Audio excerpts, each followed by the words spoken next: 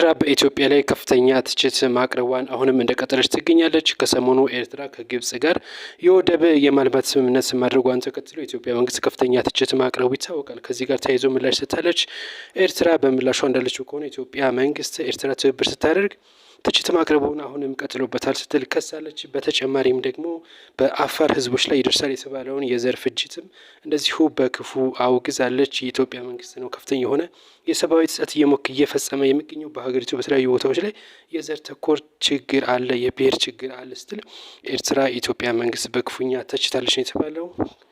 ከዚህ ጋር በተገናኘ ደግሞ እንግዲህ ሰሞኑን ከፍተኛ መነጋገሪያ የሆነው ጉዳይ የኤርትራና እንደዚሁም ደግሞ የግብጽ ጉዳይ በዋናነት እንግዲህ በወደብ በማልማት ከፍተኛ ውዝግብ ሲፈጥር ነበር። አሁን ደግሞ ሌላ ውዝግብ ተፈጥሯል። እስራኤል የሶማሌላንድን የሀገርነት እውቅና መስጠቷን ተከትሎ ከፍተኛ የሆነ ውዝግብ እሱም ተፈጥሯል። እንግዲህ የምስራቅ አፍሪካ ቀጠና አሁንም እየታመሰ ይገኛል በተለያዩ አዳዲስ ጉዳዮች ማለት ነው። ሶማሊያም እንግዲህ ሶማሊያ መንግስትም አስቸኳይ ስብሰባ ጠርቷል ካቢኔዎቹን ማለት ነው።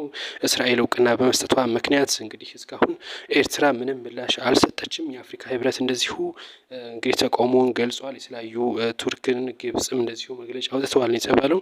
ከዚህ ጋር ተያይዞ ግን ኤርትራ ኢትዮጵያ ላይ አሁንም ትችት ማቅረቧን እንደቀጠለች ነው የምትገኘው። የኢትዮጵያ መንግስት ትችት ማቆም አለበት። ቀይ ባህር ሁሌም ቢሆን ወይም ደግሞ የአሰብ ወደብ ሁሌም የኢትዮጵያ ሆኖ አያውቅም፣ ወደፊትም ሊሆን አይችልም ስትል ኤርትራ ገልጻለች።